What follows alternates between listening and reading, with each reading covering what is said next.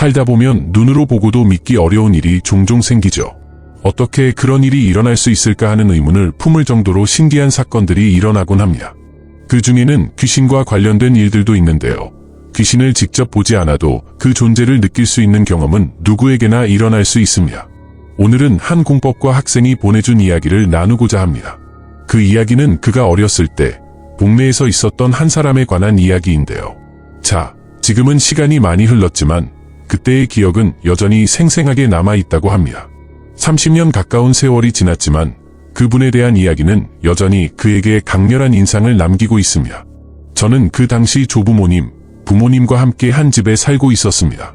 그 집은 다른 집들과 마찬가지로 매우 가까운 거리에서 모여있는 작은 동네의 일부분이었죠. 동네에는 아이들이 많았지만 그만큼 많은 사람들이 살고 있었고 좁은 골목에는 지하부터 옥탑방까지 다양한 집들이 밀집되어 있었습니다. 그 중에서도 골목 안쪽에 위치한 3층짜리 단독주택이 하나 있었는데 그 집은 우리 동네 아이들 사이에서 마녀의 집으로 불리고 있었습니다. 이 집이 마녀의 집으로 불린 이유는 매우 단순했습니다. 바로 그 집에 살고 있던 할머니 한 분이 마녀라는 소문 때문이었죠. 사실 언제부터 그 집을 마녀의 집이라 불렀는지 정확히 기억나지 않지만 어느 순간부터 친구들 사이에서 그 집이 그렇게 불리기 시작했습니다. 그 집의 할머니는 우리에게 마녀처럼 여겨졌습니다. 당시 그분은 60이 채 되지 않은 나이였지만 당시 나이에 비하면 이미 늙은 편이었고 무섭게 생긴 외모와 짙은 화장 때문에 아이들 사이에서 그런 소문이 퍼졌습니다.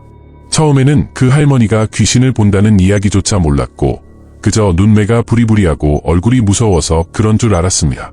하지만 시간이 지나며 몇 가지 사건을 겪고 나서야 마녀라는 별명이 어떤 의미를 지니고 있는지 알게 되었습니다. 제가 초등학교에 다니던 시절 친구들과 신나게 놀던 어느 날 동네 아이들 중 한 명이 재미있는 제안을 했습니다. 야, 저 마녀 할머니에 대해서 알았어?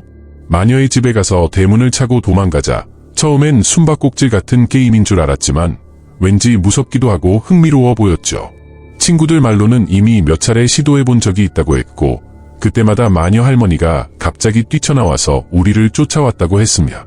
그 재미에 가끔씩 하기도 했다고 하더군요.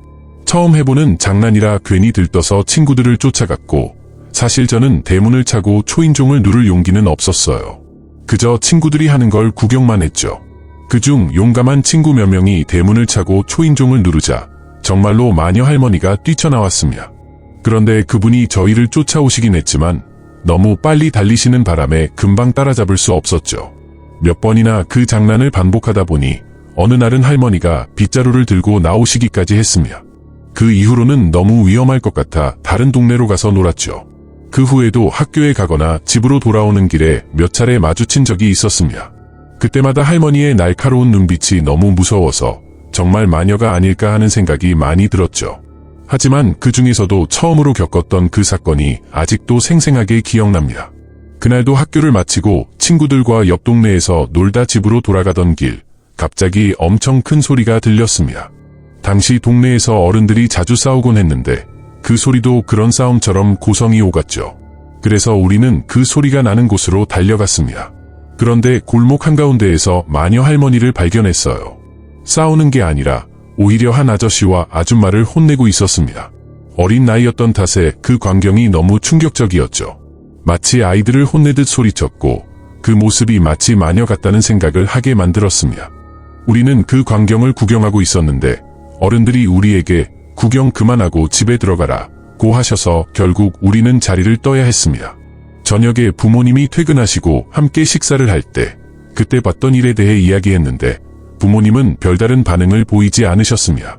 저는 그냥 평소처럼 별로 신경 쓰지 않으셨나 싶었죠. 그리고 한 달쯤 지나서 동네에 큰일이 일어났습니다. 바로 마녀 할머니가 혼을 내던 그 집에서 부모님과 아이가 갑자기 모두 죽었다는 소식이었어요. 그 여름은 유난히 더운 날씨였고 그 가족은 피서를 갖다가 물에 빠져 익사하는 비극적인 사건이 발생한 것이었습니다. 뉴스에서 종종 듣던 이야기였지만 이런 끔찍한 일이 내 주변에서 벌어졌다는 사실은 정말 충격적이었습니다. 하지만 그 사건보다 더 무섭고 놀라운 건 마녀 할머니의 말 때문이었습니다. 마녀 할머니는 한 달 전 그 집에 가서 여러 번 신신당부를 했다고 했죠. 올해는 아무리 그래도 가족 모두가 외출하지 말고 집에서만 있거라 고 말이죠. 그날 골목에서 마녀 할머니가 그런 말을 하는 걸 보고 저는 무슨 일이 일어난 건지 도저히 이해할 수 없었습니다. 마녀 할머니는 그 집에 얼마 전에 이사 온 사람들이라 아마 그 집에 대해 잘 모르고 있던 것 같다는 이야기였죠. 그때 처음으로 알게 된 사실은 마녀 할머니가 그런 경고를 할 때 부모님께도 그런 말을 하셨고 제가 엿듣고 있는 동안에 괜히 신경 쓸 필요 없다고 하셨다는 거였습니다.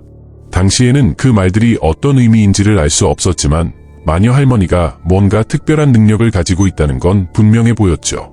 물론 어린 나이에 그게 무엇인지 정확히 알 수는 없었지만요. 그때부터는 동네에 3명의 영정사진이 돌기 시작했고 그 모든 일들이 하나의 악몽처럼 다가왔습니다. 그 사건 이후 동네는 말 그대로 충격에 빠졌습니다. 그만큼 큰 사건이 없었기 때문에 그 집에서 일어난 일은 모두의 입에 오르내렸습니다. 심지어 그 집 근처에 살던 친구들조차도 그곳을 가까이 하지 않았죠. 그렇게 시간이 흐르고 1년 정도가 지난 어느 날 다시 한번 골목에서 고성이 들려왔습니다. 저녁 10시가 다 되어가던 때 저는 이불 속에 누워 잠을 자려고 했지만 골목에서는 갑자기 고함 소리가 울려 퍼졌습니다. 그 소리는 너무 크고 날카로워서 할머니도 깜짝 놀라 일어나실 정도였죠. 베란다로 나가서 밖을 보니 마녀 할머니가 골목 한가운데 서 계셨고 바로 옆집 대문 앞에서는 아주머니와 마주하고 계셨습니다.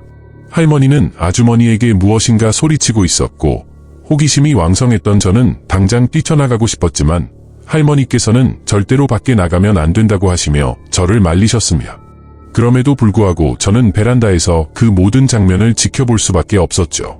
할머니께서 아주머니에게 무언가를 말하시자 아주머니는 급히 집으로 들어갔습니다. 그리고 잠시 후 집안에서 검은 양복을 입은 남자가 비틀거리며 나왔습니다. 그는 거의 일어나지 못할 정도로 힘없이 대문 앞에 주저앉아 있었고 마녀 할머니는 아주머니가 건네준 무엇인가를 집어들고 그에게 부르짖었습니다. 그때의 모습은 정말 충격적이었죠. 마녀 할머니는 소리를 지르며 뭔가 엄하게 그를 꾸짖고 있었습니다. 왜 그렇게까지 소리를 지르면서 혼을 내는지 궁금했지만 그때는 그 의미를 알 수 없었습니다. 몇 분이 지난 후 아주머니와 할머니께서 그 아저씨를 부축하여 집 안으로 들어갔고 마녀 할머니는 할머니를 따라 다시 집으로 돌아가셨습니다. 그 모습을 보고 저는 너무 궁금해서 할머니께 몇 번이고 왜 그런 일이 있었냐고 물었습니다. 그때 할머니께서는 그 아저씨가 초상집에 다녀온 후 뭔가 이상한 것이 따라왔다고 말씀하셨습니다. 그 말에 저는 혹시 귀신이 붙어온 거냐고 물었고 할머니는 고개를 끄덕이며 맞다고 하셨습니다. 그러면서 더 이상 묻지 말고 잠이나 자라고 하셨고 여전히 그 장면이 머릿속을 떠나지 않았습니다. 잠을 자려 누웠지만 눈을 감는 순간마다 그 검은 양복을 입은 남자의 얼굴이 떠올랐습니다. 그 남자가 대문 앞에 주저앉은 모습, 마녀 할머니가 그에게 부르짖으며 소리치던 그 음성이 머릿속에서 반복되었죠. 마치 그 소리가 제 귀 속에서 울려 퍼지는 듯 했습니다. 잠시 후 다시 한번 골목에서 고성이 들렸습니다. 그 소리는 점점 더 가까워지더니 이제는 마치 제 방 밖에서 들리는 듯 했습니다. 저는 깜짝 놀라 베란다로 나가보았지만 골목은 조용하고 평범하게 보였습니다. 그럼에도 불구하고 그 고통스러운 소리가 멀지 않게 울려 퍼졌습니다. 그리고 그 소리와 함께 제 방 구석에서 누군가 쳐다보는 듯한 느낌이 들었습니다. 마치 누군가가 제 뒤에 서 있는 듯 차가운 공기가 제 목을 스쳤습니다. 그 순간 갑자기 문이 열리는 소리가 들렸습니다. 저는 놀라 눈을 떴고 방 안을 살폈습니다. 하지만 아무도 없었습니다. 제 방 문은 여전히 닫혀 있었고 창문도 모두 잠겨 있었습니다. 그러나 그때 방 한쪽에서 가볍게 발자국 소리가 들리는 듯 했습니다. 한 걸음, 두 걸음, 점점 더 가까워지는 소리. 저는 가슴이 뛰기 시작했습니다. 눈을 감고 이 모든 것이 꿈이라면 좋겠다고 생각했죠. 그때 문 앞에 누군가 서 있는 듯한 느낌이 들었습니다. 그리고 누군가의 낮은 목소리가 들렸습니다. 너는 그걸 봤어. 이제 너도 나와야 해. 그 목소리는 너무 낮고 으스스했지만 마치 제 속에서 나온 것 같아 더욱 소름이 돋았습니다. 두려움에 떨며 눈을 떴지만 방 안에는 아무도 없었습니다. 그저 고요한 침묵만이 감돌았습니다. 이내 다시 한번 골목에서 고성이 들렸습니다. 이번에는 마녀 할머니의 목소리가 섞여 있는 듯했습니다. 너희 모두 다 알고 있잖아. 이건 끝이 아니야. 그 소리가 지나가고 나자 저는 더 이상 침대에서 있을 수 없었습니다.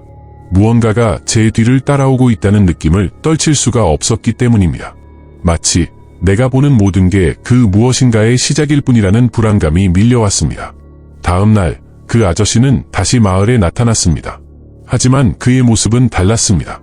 얼굴은 창백하고 몸은 더 이상 인간 같지 않았습니다. 그의 눈은 비어 있었고 그의 입에서는 끊임없이 중얼거리는 소리가 흘러나왔습니다. 마녀 할머니가 그를 다시 찾아갔다는 얘기를 들었을 때 저는 더 이상 이 동네에 있을 수 없다는 강한 직감을 느꼈습니다. 그들이 뭐라고 하는지 알 수 없지만 그들의 대화는 점점 더 무서워졌습니다.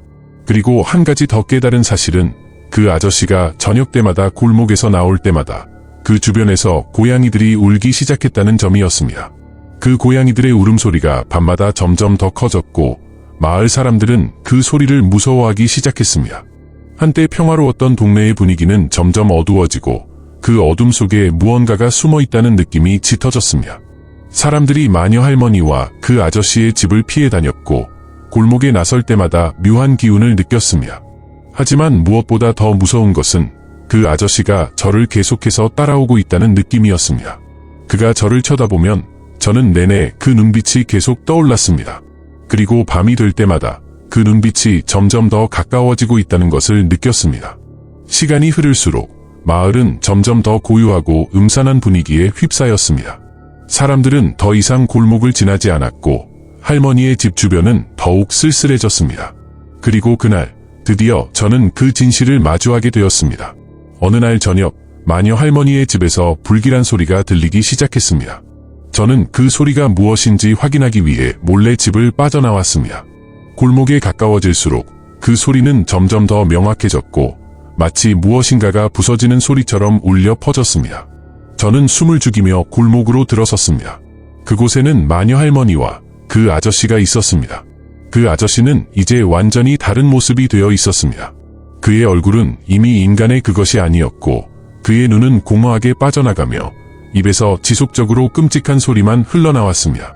마녀 할머니는 그를 바라보며 아무 말 없이 고개를 끄덕였고 순간적으로 그의 몸이 반짝이며 변하기 시작했습니다. 이제 내가 돌아올 시간이다.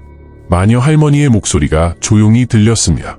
그녀는 무언가를 지시하는 듯 손끝으로 아저씨를 향해 손을 내밀었습니다.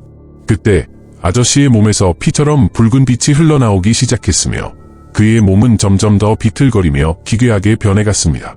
제 눈앞에서 펼쳐진 모습은 상상할 수 없을 만큼 끔찍했습니다. 그는 이제 사람이라기보다는 마치 어떤 악마의 형체처럼 변해가고 있었습니다. 그의 몸에서 뿜어져 나오는 냄새는 인간의 그것을 넘어서는 악취가 났고 그 눈빛은 이제 완전히 비인간적인 것이었습니다. 마녀 할머니는 그 모습을 지켜보며 아무 말 없이 고개를 끄덕였습니다. 모든 것은 원래의 자리로 돌아가야 한다. 그녀의 그 말은 마치 주문처럼 공중에 울려 퍼지며 그날 이후로 모든 것이 달라졌습니다. 저는 발걸음을 뗄 수 없었습니다. 그 순간 제 뒤에서 갑자기 차가운 손길이 제 어깨를 움켜잡았습니다. 저는 그 손을 때려 했었지만 그 손은 너무 강해서 움직이지 않았습니다. 그것은 마녀 할머니의 손이었고 그 손은 끊임없이 저를 이끌어 당겼습니다. 너는 이제 나의 제자가 될 것이다. 그녀의 목소리는 너무 차갑고 무섭게 들렸습니다. 그 순간 제 시야는 흐려지기 시작했습니다. 눈앞에 있던 마녀 할머니와 아저씨는 점점 멀어져 갔고 그들이 사라진 자리에 어둠만이 남았습니다. 그 어둠 속에서 다시 한번 고양이들의 울음소리가 들렸습니다. 그 울음소리는 점점 더 가까워지더니 내 귀 속에서만 울리는 것처럼 느껴졌습니다. 이제 이 마을에서 살아남은 것은 저 혼자뿐일까요?